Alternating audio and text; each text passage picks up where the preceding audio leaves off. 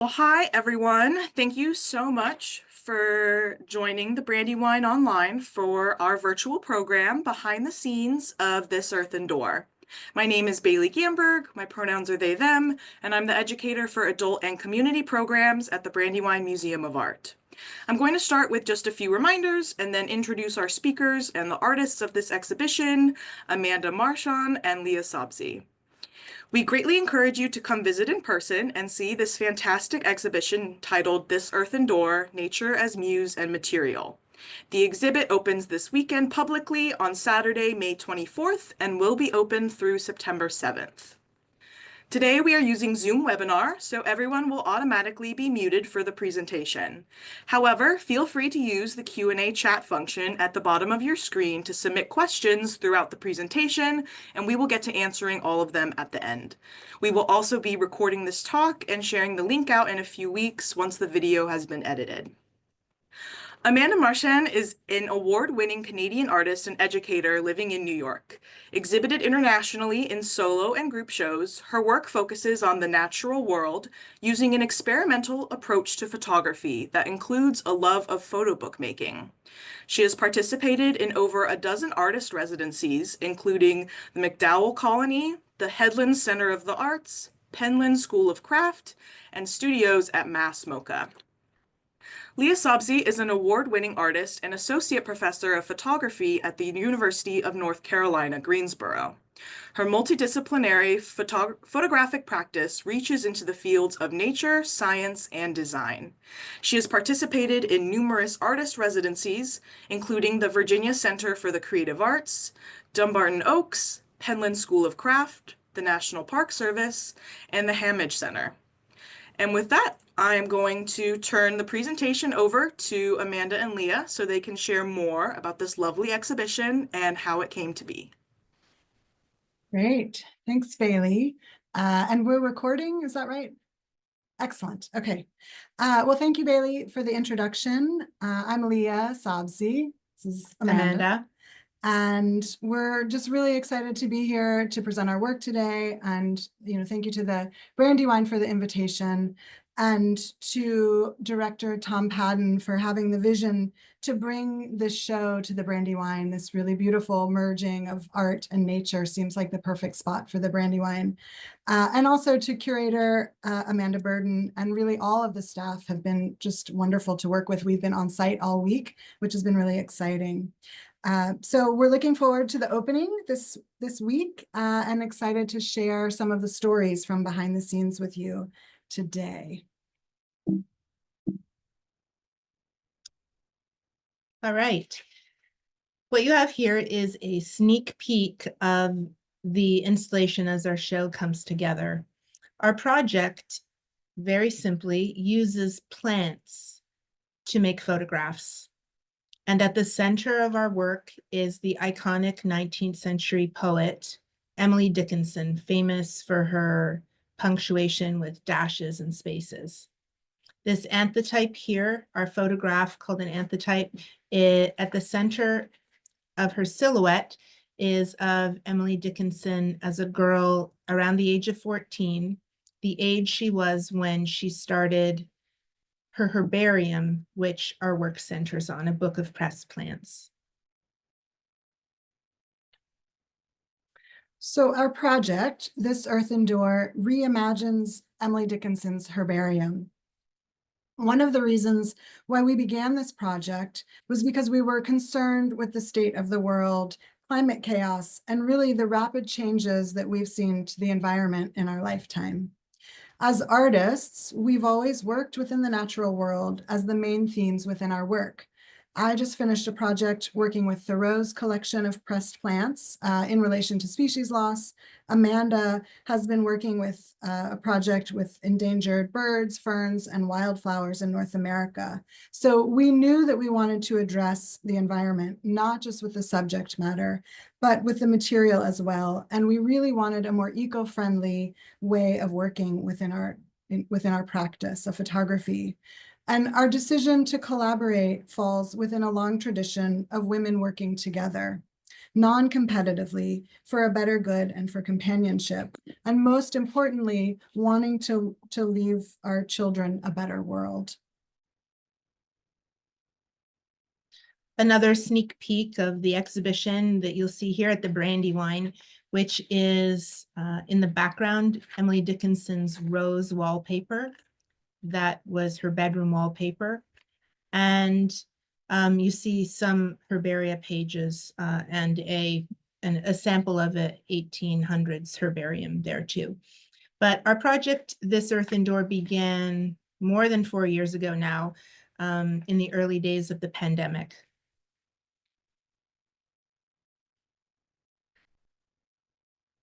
With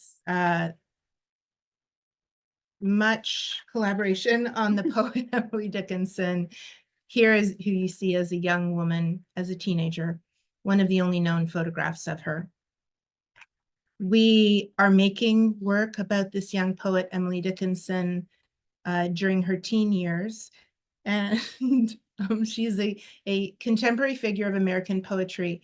We have really gone deep on the subject. Sorry, I've lost my place. Working with her herbarium, a book of pressed plants that lives at the intersection of art and science and poetry.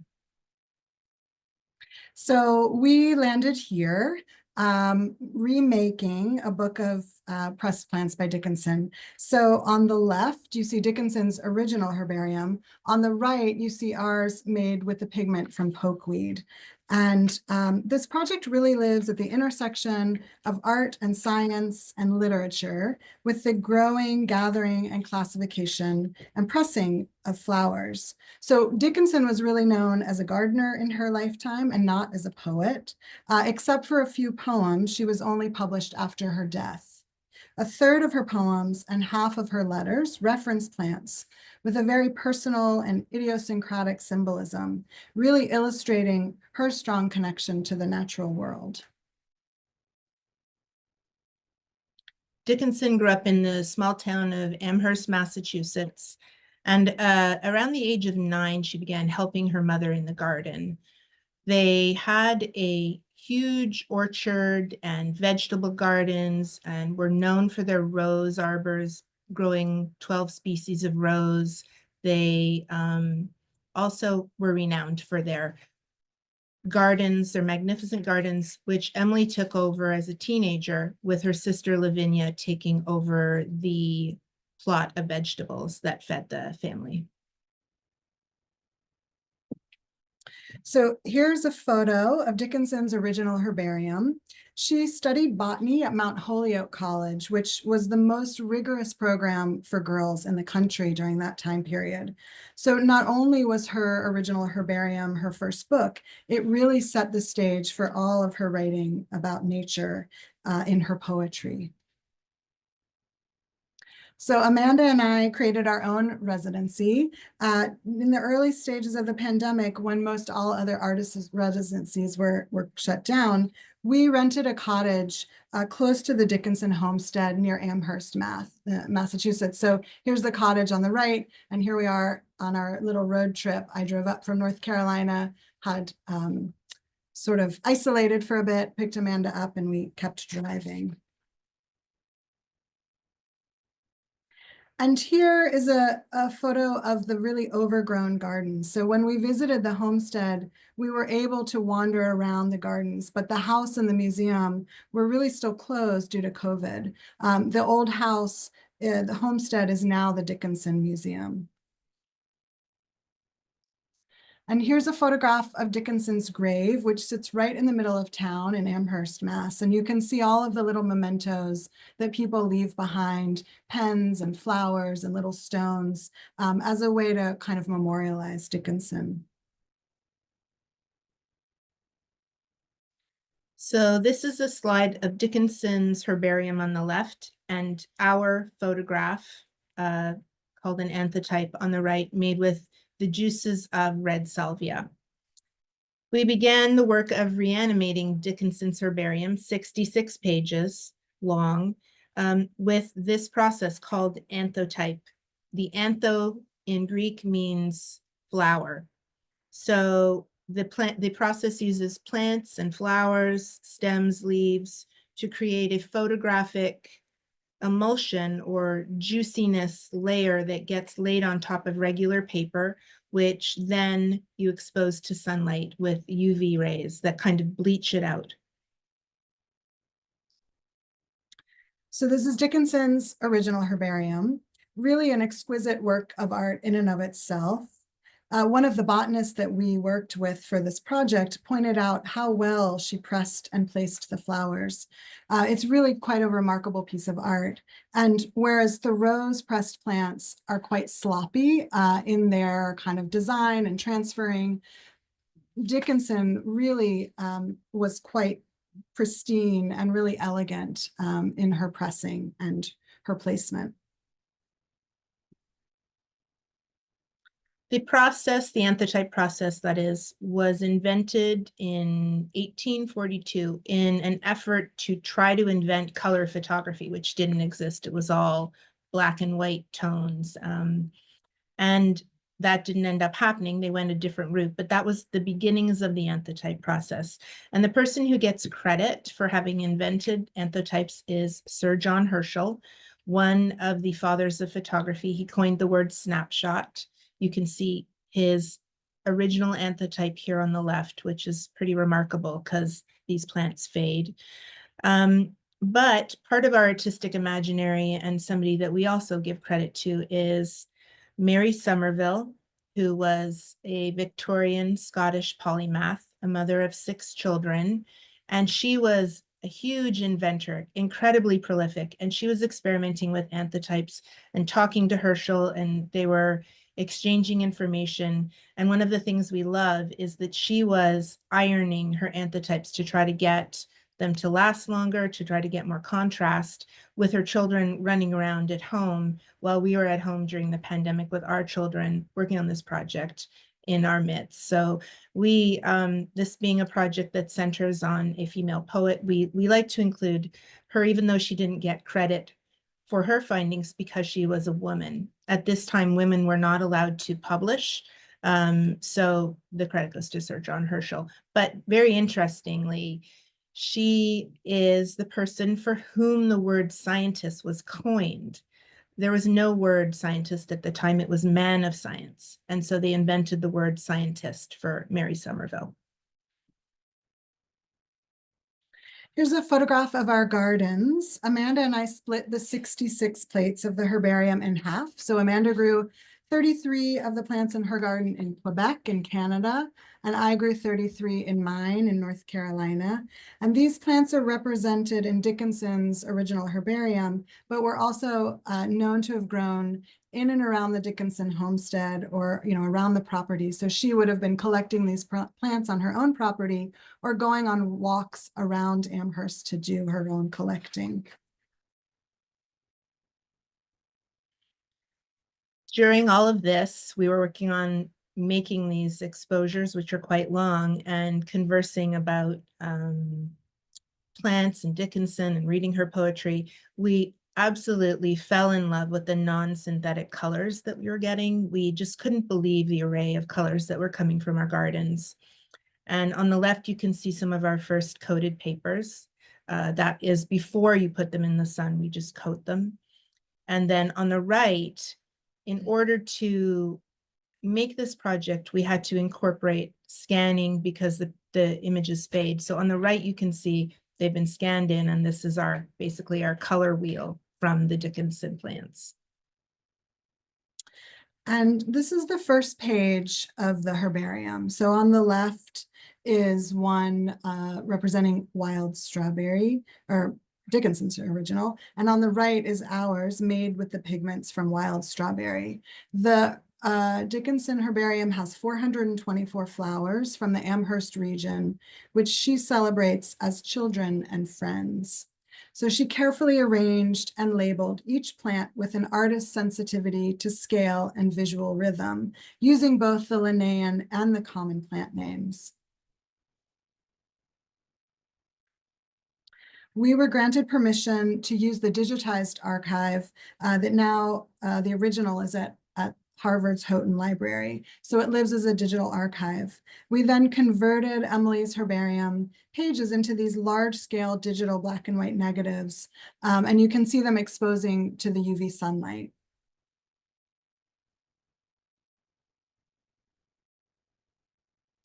So here's a bit about the process. The traditional way to make an anthotype is with a mortar and pestle and alcohol to extract the pigment. So in our project, we created the emulsion using crushed plants with, in this case for alcohol, we used Everclear to create a liquid emulsion that we then coat onto paper, and we build up the coating until we get the density and the color that we like. So it's a lot of repetition of coating and painting. The pokeweed really has the most staying power.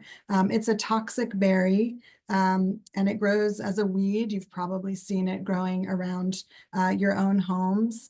And that makes a really beautiful pigment, and one that even after all of these years of making our anthotypes really has stayed true to the original color the longest. And the deer love it. The deer do love it.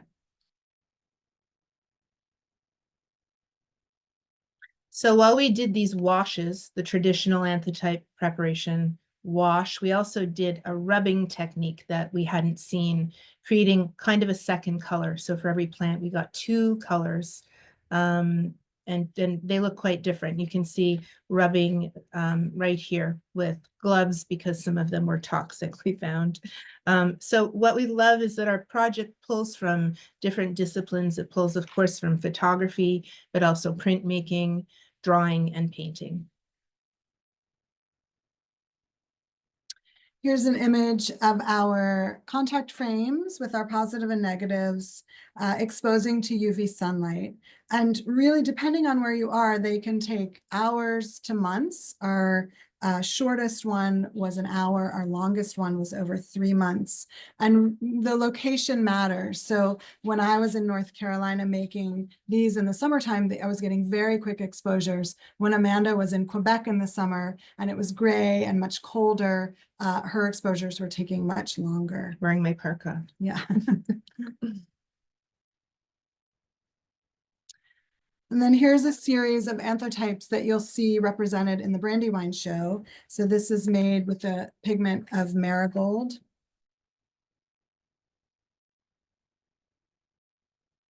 This is made with interrupted fern. This is made with petunia. And it's also on the incoming wall as you come into the show. This is made with tulip. And interesting shifts happen when the flowers get mixed with alcohol. So this started as a very vibrant, rich, beautiful purple tulip, and now is this kind of teal green color.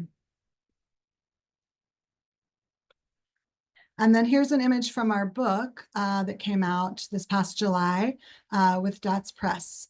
So on the left, you have purple verbena, and on the right, you have purple columbine.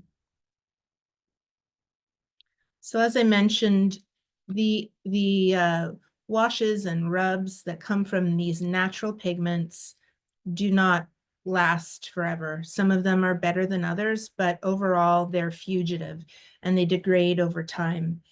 So we scan them and then we match their color, and then we work with them as a digital archive. But actually this feels very natural to us because the beginning of our project started with a digital archive. We started with Harvard's digital archive of the herbarium at Houghton Library. The herbarium, Dickinson's actual physical book herbarium, is so fragile that it crumbles if it's touched. So it's tucked away in a dark vault, and it's not able to be accessed by anyone. We were even on an email thread with the head of the Harvard herbarium, and he wanted to see it and he wasn't granted access. So it's really off limits. But we were really compelled by this fact that a photograph is now representing the original. And as photographers, this was kind of a driving force for us when we began the project. The mystery around the original object that we'll never see or hold or touch. And that created sort of a latitude for us to explore and experiment as creatives and bring something else to life. So we were able to interpret, and this project really melds both the old and the new. It all has the old analog process of Anthotype and the new digital technologies embedded in the way that it works and functions. So here's an image from that cottage that we rented with our coated papers tucked away in drawers. And like so many fragile archives, they sit in drawers of darkness. And what we really loved was this kind of bringing this archive back into the light through a photo process that relies on light to create an image. So here they are tucked away, housed safely from the light.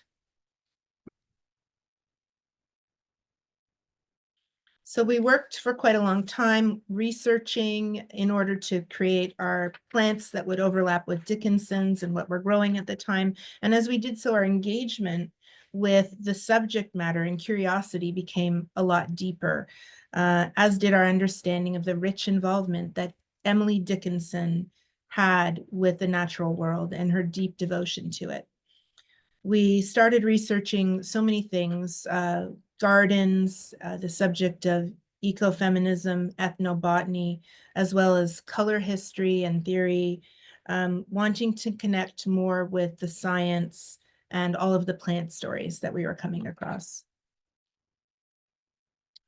So this image tells a little bit about that collaboration. It really led us to the second part of our project and to collaborate with two scientists. So here we are with Dr. Kira Krakos and her students. She's a biology professor at Maryville University in St. Louis, and also a research associate at one of the largest botanical gardens, the Missouri Botanical Gardens. And so we were able to work with her, collaborate, and really dig into these plant stories. And here we are in Western Mass with Peter Grimma, who is a botanist and a Dickinson herbarium scholar who lives not very far from the Dickinson homestead. In the summer of 2023, we presented at the International Emily Dickinson Conference with Peter and Marta McDowell, who you see pictured here. And she wrote the book, Emily Dickinson's Gardening Life, which really became our Bible. We relied on it to understand what was growing at the homestead and their significance. And so it was essential to making this project for us. And this book is actually in the gift shop at the Brandywine, which we were thrilled to see. We highly recommend it. And we really relied on all of Peter's science for the entire project. He's been a huge collaborator in the project. We've had many collaborators along the way. Here we are with Marta Werner and Jen Bervin, who wrote the book, The Gorgeous Nothings, which is a book about Dickinson's envelope poems, really beautiful book. And Marta Werner is an incredible Dickinson scholar, and Jen Bervin, an artist. So during this research, we began to think about, well, Emily Dickinson's 19th century herbarium, but also what might a 21st century herbarium look like? What could that be? And the question became for us not only how to artistically remake the herbarium that we had, but how might this object and subject be used as a portal between the past and the present? Asking what can we learn from Dickinson's herbarium? Because we know that it's not, for example, considered like Henry David Thoreau's herbarium, considered to be a great work of science. It's just not. It's missing all kinds of information, like the date a specimen was collected and the location the specimen was collected in and the season, for example. But she was, after all, only a teenager when she was putting it together. There's even poison ivy that is mislabeled as climbing bittersweet. We figure there must be some story there. But really the question was, how can this exquisite object of deliberate attention wake us up to plants and the natural world and shed light on subjects like climate chaos, plant science, and help us understand where we are in the world better today. One part of the project really is color. As you'll see when you come to the museum, you will just be bathed in all of the non-synthetic plant colors that exist. We were originally, when we began working on the project, inspired by 18th century and early 19th century geologists, Abraham Werner and Patrick Syme, who created a color taxonomy when none existed. Botanists, artists, and others needed to understand and be able to record color, and nothing existed in the world. So they created what you could say is kind of the first Pantone system.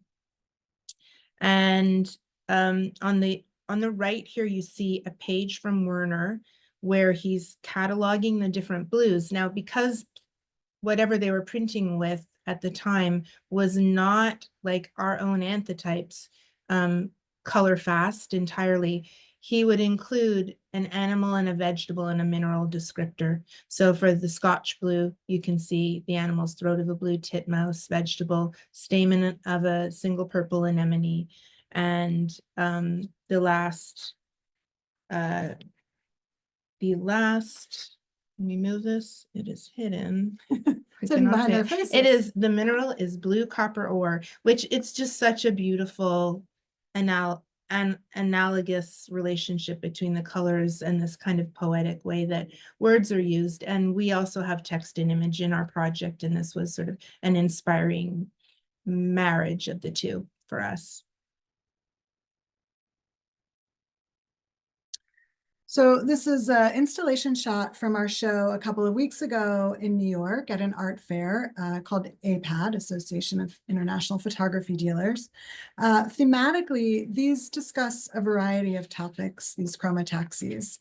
So we delve into Dickinson, the poet and gardener, plant science and the environment, as well as color and the anthotype process. We've been calling these chromataxis, chromo for color and taxi for taxonomy, which means classification. And each of these is paired with a short writing piece about its given theme. So if you're able to come to the gallery, you'll see that each of these plant stories, you'll get a real kind of look at not only the visual, but what this data represents.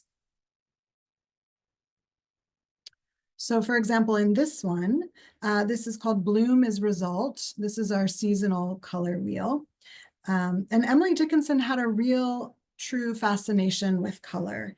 And she's sometimes described as having synesthesia, which is the blending or overlapping of senses. So for example, you might see the color blue and hear a particular musical note.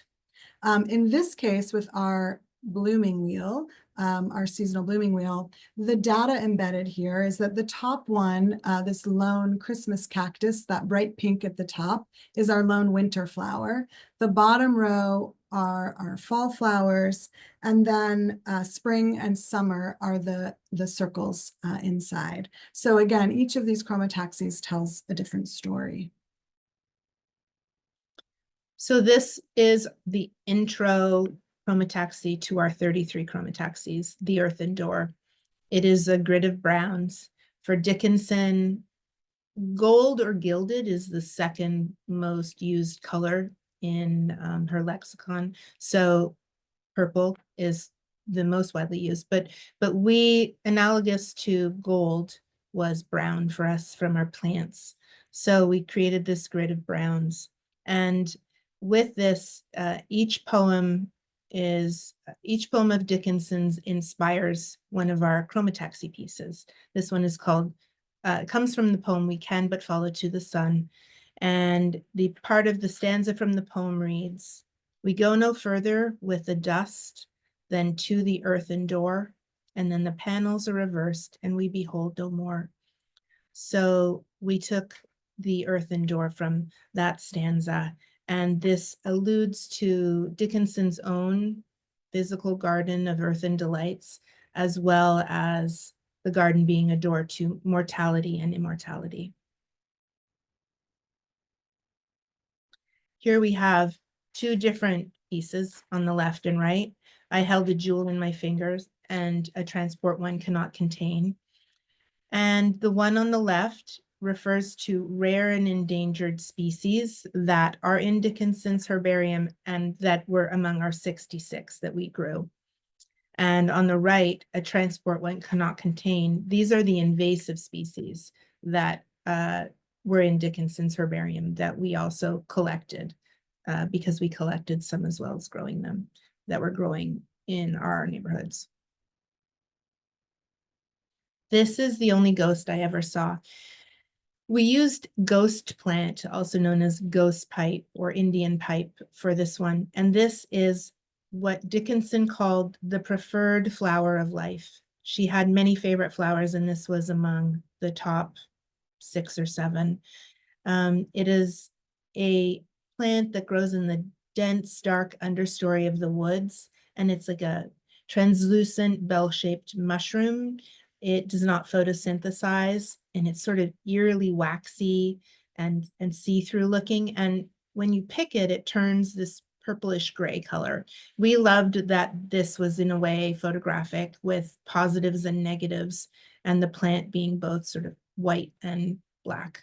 And it seemed to be a fitting one to talk about both Dickinson and our project. So here we have an image on the left. This flower was on the front cover of Dickinson's first book, which was published after her death in 1894. And then on the right, you have our anthotype made with the ghost pipe. This image is called "The Wind Begun to Rock the Grass." And all of our chromataxis, we have 33, like we said, take a line, are taken from the first line of a Dickinson poem. So the titles refer to the first line.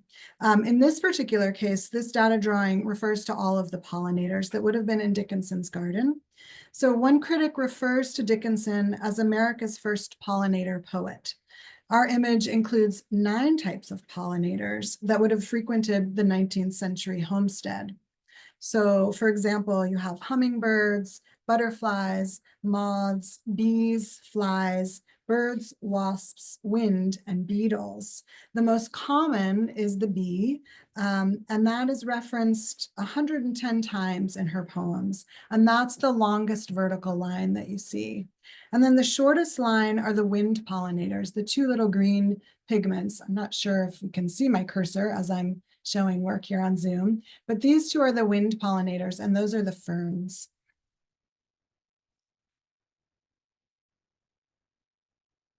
Wild nights, wild nights. This one is about love. And it was a fun one to make because what we did was figure out which, in the Victorian era, there was something called Floriography, which is the symbolism of plants, and they were really into Floriography. Everyone had a book or 2 or 3 on their shelf that explained the symbolism of different plants, and they used to gift them with meaning, a little bouquet called a nosegay, which would have secret coded messages. Anyway, so the top 4 rows horizontally grouped together the different symbolisms of some plants like beauty and marriage. And at the bottom, you have all the plants that symbolized romantic love. And this is our collector's box that we've made with the entire project, 100 prints inside. There are 66 herbarium images. Those are the images of Dickinson's herbarium, and 33 in this section called Chromataxia, or Chromataxis, that are all related to different plant stories. And there's one Dickinson portrait that we've included. And the Chromataxis include the themes, many themes on the environment, Dickinson, and the process included in our project. All these different ways of exploring plants, such as medicinal plants, weeds, invasive plants, native species, as well as many plant stories about Dickinson, the poet, the botanist, her roses, her greenhouse, And there's a section at the end on funeral flowers. Here we have a chromataxis about Dickinson in the kitchen. She was known as a gardener during her time, but she was also known as a baker. And this grouping of flower colors and flowers are ones that she would have decorated cakes with or cooked with in the kitchen. She used to also drop down a basket in her later years when she became reclusive. She dropped down a basket of her famous gingerbread to children that were playing nearby, playing starving pirates, and they'd all run to the basket and take out the gingerbread cake. Oh, the show is up at Rick Wester that you're seeing there at Rick Wester Fine Art in Chelsea through the end of June, if you happen to be in New York. This is our book, which came out in July with Dots Press. They are based in Korea, in Seoul, and are really known for their just really beautiful art books. So we'll have some of these in the museum store if you're interested in checking these out. And here you see we've included a piece of seeded paper, which is handmade. Each book has this with a poem printed on it. These seeded paper was made by a friend in North Carolina, Anne Marie Kennedy.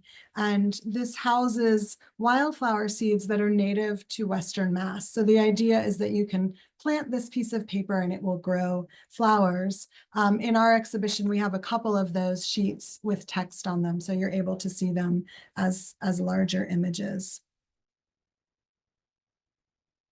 And here we are in Korea. We were lucky enough to go there last May to be on site for the production of our book. We also led an Anthotype workshop, and Amanda will be leading one on June 1st here at the Brandywine. I'm sure there's information on their website, but it's a lot of fun to be able to make your own Anthotype and just look around your own garden and see what kind of beautiful colors you can get from the flowers growing in your own kind of neighborhood and backyard. And next we move into, actually you can take this one. Sure. We move into our wonderful site-specific installation collaboration with the Brandywine. We were commissioned to make 2 pieces for this show. And on the left, you see the Laurels Preserve and the Waterloo Mills Preserve on the right with Kevin Freiberger. We visited both and we had many conversations with staff and the natural resource managers about what was important to the ecosystem of the Brandywine, what their Conservancy mission included. And we did multiple visits down to visit and collect specimens. And we've made 2 beautiful pieces that are up on the walls here at the Brandywine. One of them focuses on the invasive species of the Brandywine region, and the other on native trees native to the Brandywine. So here we are on one of our many visits with Kevin, who was really instrumental on site on these preserves, helping us collect these plants. And we collected with Kevin. The Brandywine has over 70,000 acres of really incredible Conservancy land. So this is one of them at Waterloo Mills, which we spent a lot of time with Kevin there and are indebted to him for all of his help. Here we have on the left some of our prepared papers. So after we collect the pigments, we press them and make little smudges as a way to kind of chart color. And here, I'm going to this. Well, this is Talk Not to Me of Summer Trees. This is the trees of the Brandywine region. There are 14 of them. And on the bottom, we went in the summer and we went in the fall collecting them in the 2 different seasons to see what pigments we would get. And on the bottom are the summer pigments, the bright green chlorophyll imbued pigments. And then on the top are the fall colors when the leaves have changed. And this really draws attention to the ongoing Conservancy effort of the Brandywine to reforest and repopulate their tree populations, which have been affected by many things. Yeah, so we were really interested in this kind of mission to help repopulate the trees after the historic flooding of Hurricane Ida. And so there's been a real emphasis on that kind of repopulation. And so we wanted to make a piece, which we really just saw for the first time go up in the gallery today, which was quite exciting. And will be acquired by the Brandywine, so it will be in their permanent collection after the exhibition comes down. So here you can see the some of the specimens that we've collected.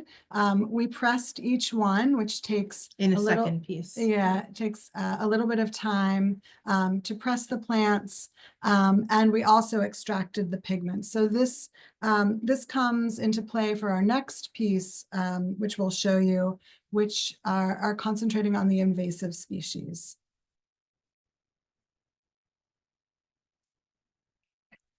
On the left, Estranged from Beauty None Can Be is the title of the 10 pieces in this series. The left is the Norway maple, and on the right we have wineberry. And both of these are quite invasive species that the Brandywine is continuing to eradicate. It's an ongoing effort.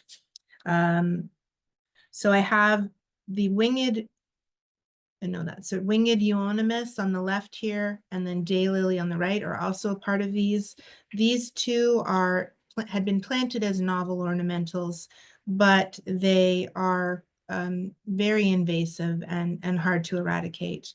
One of them even emits toxins that kill the plants around it, giving it like extra strength, superpowers. We just have a couple more. We share a lot about our project on Instagram, so feel free to snap a photo and follow us. This project, I'll leave this up for a minute here and then move on. We also have our websites, and we're happy to answer questions, of course, afterwards, but we are always happy to answer questions by email as well. So here, this collaboration has really brought a lot of worlds together for us. The US, Amanda working in Canada, Seoul when we traveled to Korea. We're headed to Taiwan this summer for the International Emily Dickinson Symposium, where we'll be presenting and giving a workshop and an exhibition. And really keeping the natural world at the forefront, and this kind of pressing need to do that. We also have found that this work has just brought us deep joy and a sense of hope. So being surrounded by the natural world, working with flowers, working with gardens. And we hope that this show will also have that effect on you, and also asks that you see plants in a different light. These are our blotting papers. So we saw a different version of that in that one of the first slides. This is my blotting paper, and it's a collection of all of the plants, a lot of the plants, I should say, over the course of many months. So we would take the pulp from our mortar and pestle that would be saturated with alcohol, place it on these papers, becomes this kind of watercolor and this record of time.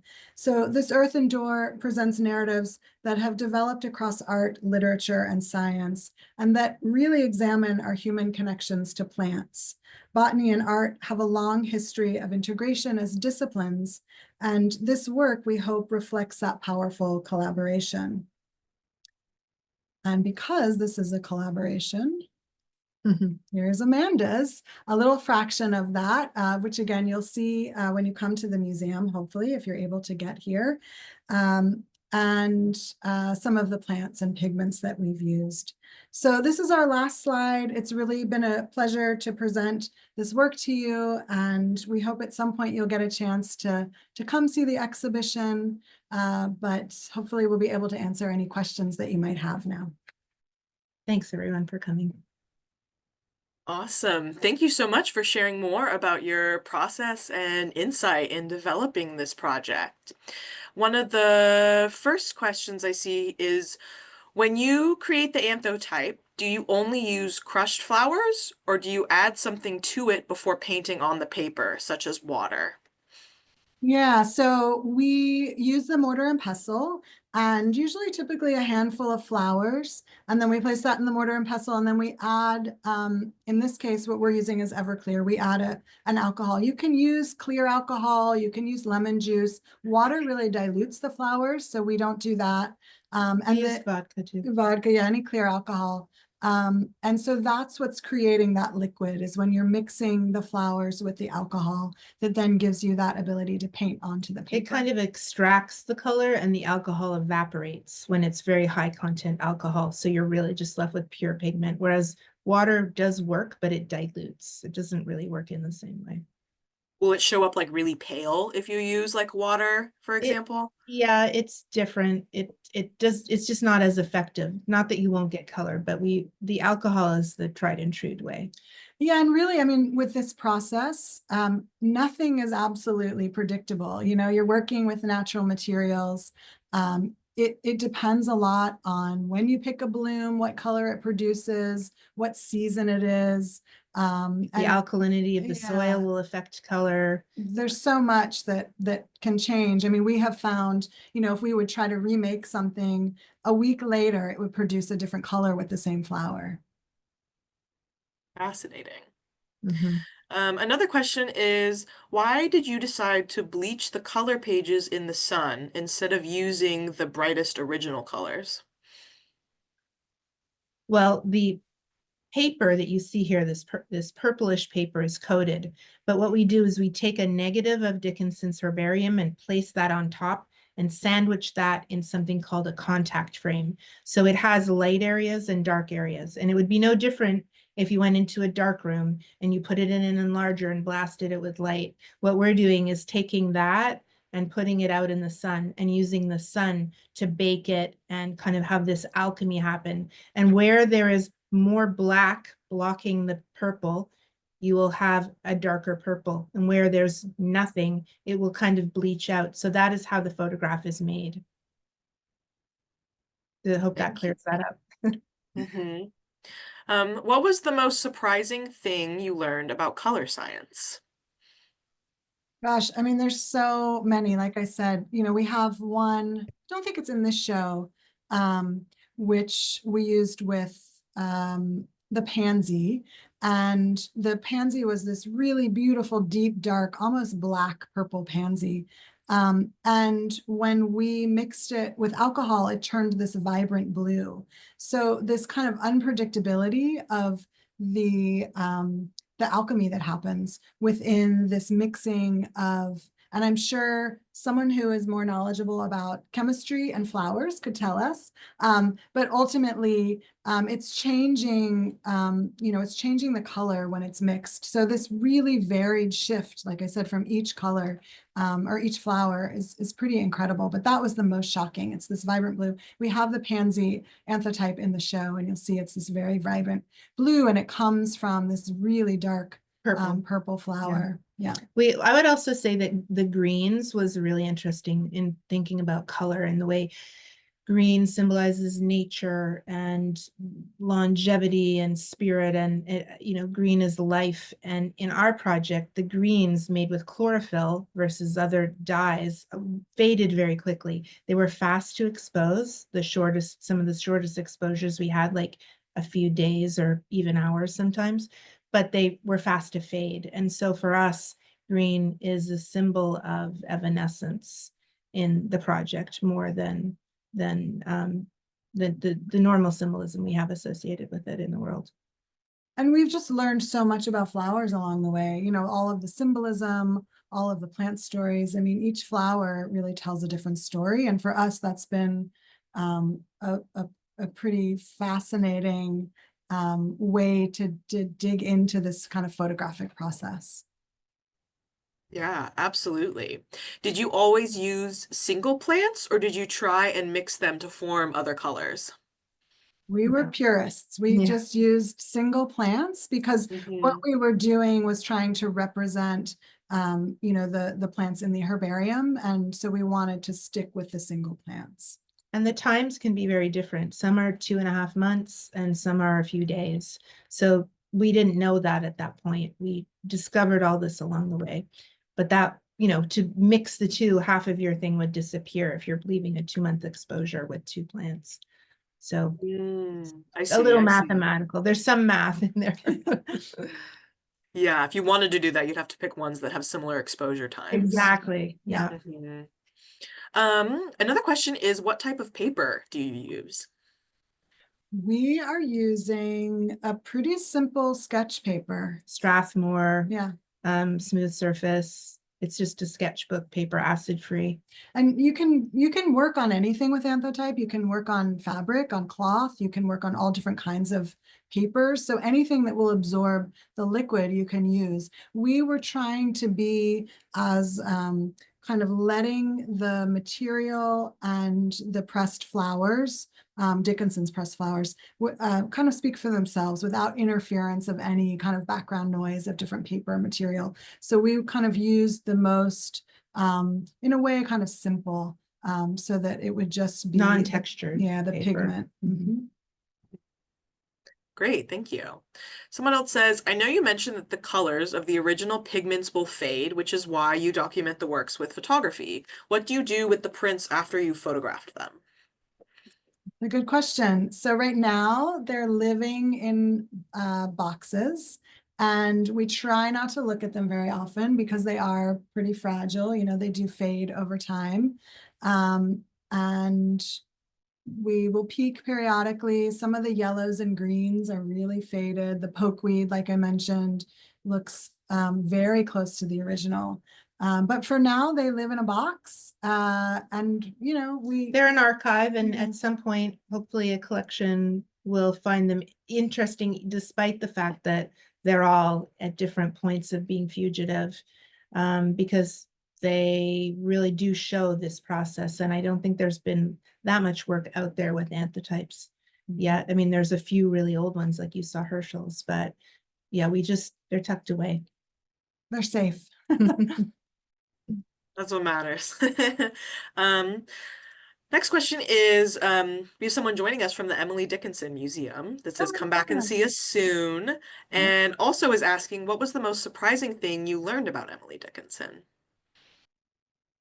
Where do we begin? Where do we begin? We learned everything about Emily Dickinson. The reason that we worked with Peter Grimme was we realized that we were not literature focused, and we're not botany focused. We were artists. So we needed to bring others into the conversation. I mean, I think that our discovery that she was a gardener was the most key. That was the thing of the impetus that set the project in motion, because the fact that we found out she was a gardener, and we found out that she was even could have taught botany. That was very interesting. The depth at which she understood and cared for plants really made us choose this method of working with plants for the project. Had that not been a factor, this would have been an entirely different project. So that was really key. But we just know so many things about the poet now that we feel a real kinship with her. And also, we are not scholars, so we like to defer to those that know more. But yeah, we have read avidly, and I think that's key. I don't know if there's anything for you that jumps out, but yeah, I mean, I think you kind of touched on it, or you said it, in terms of when we talk about this project and we talk about Dickinson really being known as a gardener in her time and not as a poet, since her work wasn't published until after her death. I think all except for maybe one poem, that people don't know that side of her. And I think that was kind of compelling for us, for both of us working from a place with our previous work, with the natural world at the forefront. It made sense for us to come at that angle of working at the, within the garden, and in that framework. So I think that has kept us really interested all along. And also, she's taught us a lot about gardening and about plants and flowers. And I think it's this legacy of hers is really incredible, just in terms of obviously the poems that we all know her as this poet, but also this idea of knowing her through the garden and through the flowers that are embedded in her words. We feel like we know her through the garden in a way that has been yeah, and I think a lovely thing is that it maybe Dickinson has a scholarly side and open to the public, obviously, but it opens up the audience for her to begin, understanding and being curious about the poetry is through this larger lens. Absolutely. And then one last question I see in here is, some plants and colors seem to result in the reverse, where the background is usually bleached and the flowers colorful. We And use sometimes it feels backwards. a positive and negative you saw in the sun. There are positives and negatives. So that's just photographic. You can take an image and you can flip it to its reverse. It's part of the syntax of the photographic medium. And we knew that there was no way to imagine what our results would be. And so instead of making an image per page, we made, actually, in many cases, most cases, we made 3 or 4 images, because we made the positive, the negative, and we made a wash and a rub. And so we ended up with choice because we didn't know what the results would be. And we knew we wanted to make a book. So we were going to pair them, and we couldn't imagine which ones would work out better and what might pair better with its sister. So that's why we have the positive and negative. Yeah, so it's really, this project is actually even much larger than it already is, which already feels very overwhelming. But we doubled the work by making these positives and negatives. So for almost every plant that we used, we have both, the negative and then the reverse image. Yeah, that's interesting. But I guess it makes more sense to have more options in the beginning than have to redo the entire process. Yeah, I mean, because, our seasonal blooming wheel kind of shows you, we're really tied to the cycle of the garden. So we are of the moment, it's like we have to use all the marigold flowers at this moment. We better coat all of our papers and make these images because in 2 weeks they might look really different. And so we were, following this kind of cycle from the natural world, and we were on that timeline. So our timeline was irrelevant in many ways, and we were really tied to this cycle of the garden. So even coming up to the Brandywine region and collecting plants was very specific in terms of timing things, in terms of fall seasons and well, spring. that got us thinking about the trees and how they change, their pigments change so much. But also, even as photographers, editing is a key part of photography. Any photographer will take thousands of photographs usually and then edit down. And so we were kind of within that way of working. It just seemed very in keeping with how we were trained to have more and then edit down to whatever feels essential or best. Yeah. Cool. And then one more I'm going to add in before we finish up is, could you use dried flowers for this, or do they have to be fresh? They really have to be fresh because you need to be able to extract something out of them. I mean, I suppose you could try to take dried flowers and saturate them with a lot of alcohol. You would eventually get something, but the stronger the pigment, I think the fresher the flower. So, we were clipping straight from the garden and making, for the most part, making our anthotypes pretty closely. But I think if something was dried for quite a while, it will change the color. So not to say that you can't get anything out of it if you mix it with alcohol, but for our rubbing technique, you definitely would need a fresh flower. Well, we also, even in rubbing some of the leaves that were a few days older, it's just harder to get the like, it's really nice to be able to work with the pigment, but when you're rubbing for an hour to try to get any amount of color, it's hard on the arms. So yeah, I mean, play with it, just play with it. That's what we did. We didn't have any of these answers when we started. We rented this cottage and we just started mucking around, and we found a way forward. And then we found this second process. And I think there's just like the scanning of the images was the answer for us. And I think if you're working with this and you want things to last, that's an option, but also just play. It's really fun.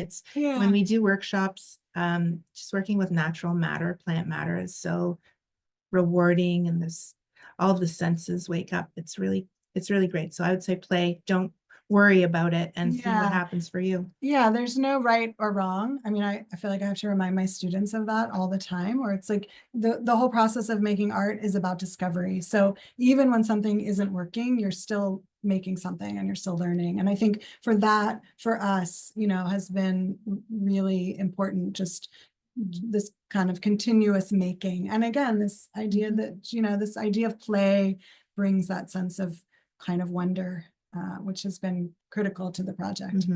Wonder and awe.